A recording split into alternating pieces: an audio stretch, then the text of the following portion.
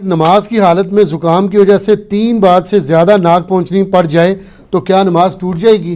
یہ فقہ حنفی نے مشہور کیا ہوا ہے کہ جی آپ نے 3 دفعہ اگر ہاتھ اٹھا لیا تو آپ عمل کثیر کر لیں گے، اور عمل کثیر جو ہے نماز کو مکروہ تحریمی واجب الادا کر دیتا ہے۔ یہ اس کے پیچھے ان کے پاس کوئی دلیل نہیں ہے کتاب و سنت سے، یہ محض ان کا باطل مسئلہ ہے۔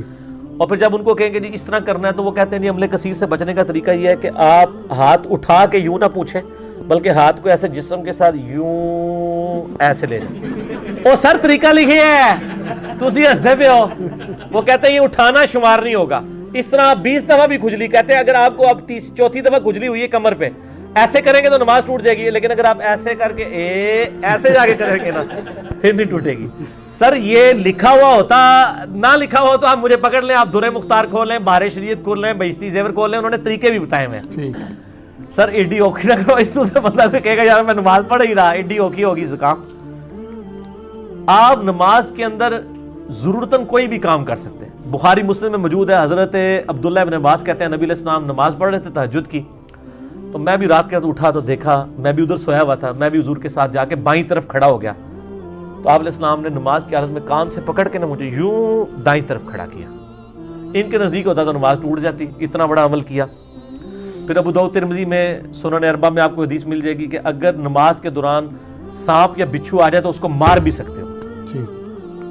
اسی لیے اندھیرے میں نماز پڑھنے کو ناپسند کیا گیا، ایسی جگہ پہ جہاں پہ خطرہ ہو۔ اگر کہیں پہ خطرہ نہیں ہے اور آپ بالکل ڈم سی لائٹ میں نماز پڑھتے ہیں، مکروہ نہیں ہے، یا آنکھیں بند کرنا مکروہ نہیں ہے۔ وہ آنکھیں بند کرنے کو اس لیے یعنی علماء نے فقہاء نے یعنی اس لیے لکھا ہے کہ ہو سکتا ہے کوئی اس طرح آ جائے جی۔ اور پھر آپ کو خطرہ یہ بھی ہوتا ہے کہ آپ رفع الیدین سے نماز پڑھ رہے ہو کسی ایسی مسجد میں کہ جہاں پہ بغیر رفع الیدین والوں کی مسجد ہو، پھر تو آپ کو آنکھیں کھول کے نماز پڑھنی چاہیے۔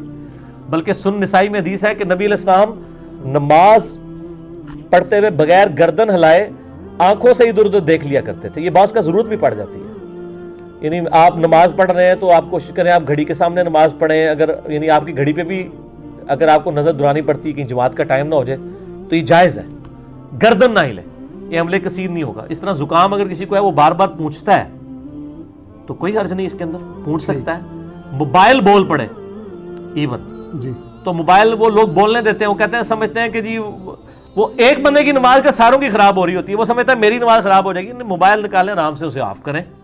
ویسے تو امام مسجد کی ذمہ داری ہے، میں تو جتنی بار بھی جماعت کرواتا ہوں نا موبائل کے حوالے سے اناؤنسمنٹ کر دیتا ہوں کہ موبائل اپنے سائلنٹ کر لیں یا بند کر لیں۔ مسجد میں جاتے ہی بند کر دینا چاہیے تھا، ایک نئی مصیبت مسلمانوں کے اوپر مسلط ہوگی ہے۔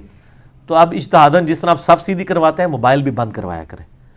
تو یہ یعنی نماز کے دوران اگر کسی کے ساتھ ایسا ایشو ہوتا ہے وہ کر سکتا ہے۔ حتیٰ کہ بخاری مسلم میں حدیث ہے اگر تمہیں تھوک آ جائے تو اپنا بایاں پاؤں اٹھا کے اس کے نیچے تھوک کر پاؤں کو مسل دو، لیکن یہ قالین والی مسجد کے لیے نہیں ہے، یہ جو زمین ہے، یعنی صحابہ کرام پیوڈ زمین پہ پڑھتے تھے نا، قالین کے اوپر آپ اپنی یوں قمیص لے کے اس میں بھی تھوک سکتے ہیں، ایسے تھوک کے اس کو مسل دیں۔ ایسے تھوک پاک ہے نا، ناپاک تو نہیں ہے نا، منہ میں رکھ کے تو پوری نماز نہیں پڑھی جا سکتی، یا رومال نکال کے کر لیں، یہ تو باقاعدہ حدیثوں میں موجود ہے۔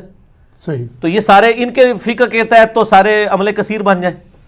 تو بعض کا جینون ضرورت ہوتی ہے آپ کو نماز کے دوران یعنی خیال رکھنا پڑتا ہے اور چیزوں کو دیکھنا بھی پڑ جاتا ہے، خصوصاً ایسی مسجدوں میں یعنی جہاں پہ آپ دوسرے مکتبہ فکر کی ہیں اور آپ کے اگر ارد گرد آ کے ایسے بندے کھڑے ہو گئے ہیں تو آپ کے ساتھ کوئی بھی ایکٹیویٹی پرفارم